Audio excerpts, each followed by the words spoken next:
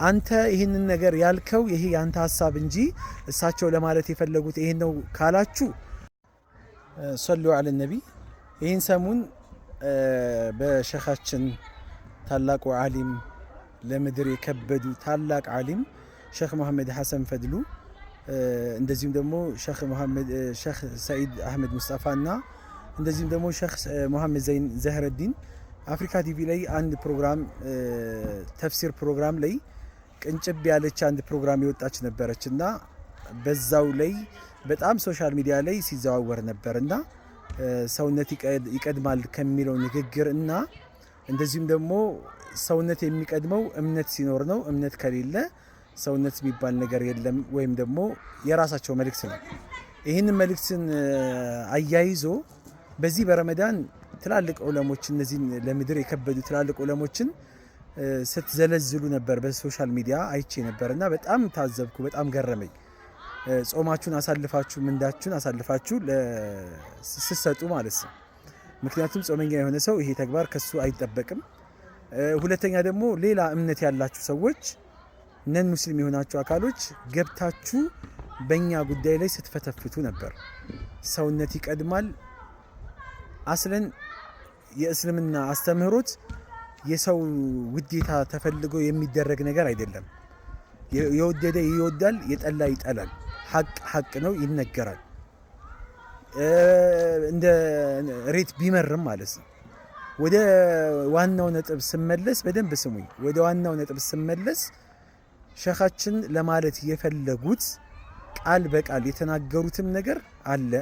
ወለቀድ ከረምና በኒ አደም የሰው ልጁን አልቀነዋል። አዎ የሰው ልጅ ልቋል።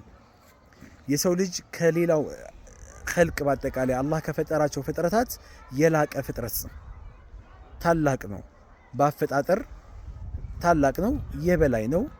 ነገር ግን ተክሪም አላህ ዘንድ ደግሞ ይሄ ልቅናው ሊቀጥል የሚችለው ወይም ደግሞ በልቅና ሊሸለም የሚችለውና የተሟላ ሰው ሊያስብለው የሚችለው ላኢላሃ ኢለላህን ሲይዝ ነው፣ እስልምናን ሲይዝ ነው። ከእስልምና ውጪ ሌላውም እኮ አካል ከኔ ሃይማኖት ውጪ ይላል እኮ። ነሳራውም ከነሳራ ውጪ፣ አይሁዱም ከአይሁድ ውጪ። ወቃለት اليهود ليست النصارى على شيء وقالت النصارى ليست اليهود على شيء። አይሁዶችም ሌሎች ከኛ ውጪ ማንም ትክክለኛ መንገድ ላይ አይደለም ይላል። ነሳራዎችም ከኛ ውጪ ማንም ትክክል አይደለም ይላል። እስልምና ደግሞ ከእስልምና ውጪ ማንም ትክክል አይደለም። አንድ ሰው የተላቀ የከበረ የገዘፈ ሊሆን የሚችለው በአፈጣጠር አይደለም፣ እምነት ከአላህ ጋር ባለው ግንኙነት ጥሩ ሲሆን ነው። በአፈጣጠርማ አዎ ሲሞት ይቀበራል፣ እንደዚህም ደግሞ ይልቃል። ማህበራዊ ሶሻል ሚዲያ የአላህ መልእክተኛ ከአይሁዶች ጋር ኖረዋሉ፣ ከክርስቲያኖች ጋር ኖረዋሉ፣ እቃ ይዋዋሳሉ፣ መልካም ነገር ይደራረጋሉ። ወኻሊቅ ናሰ ቢኹሉቅን ሐሰን ከሰው ልጆች ጋር ስትኗኗር መልካም ግብረ ገብ ይኖርህ ብለዋል የአላህ መልእክተኛ። ይህንን ነገር አይንዱም። አንተ ይህንን ነገር ያልከው ይሄ ያንተ ሐሳብ እንጂ እሳቸው ለማለት የፈለጉት ይሄን ነው ካላችሁ ወላሂ ቢላህ ኡቅሲም ቢላህ ደውዬ አናግሬያቸው ምንድነው ለማለት የፈለጉት ሐሳቡት ምንድነው ብዬ ሐሳባቸውን ሙሉ ከሰማው በኋላ ነው ይህን ቪዲዮ የሰራሁላችሁና ባለዋሉበት እንዲውሉ አታድርጓቸው። ያላሉትን ነገር አትዘባርቁባቸው። በሰዎች ዘንድ ጥላቻን ለመንዛት አትሞክሩ።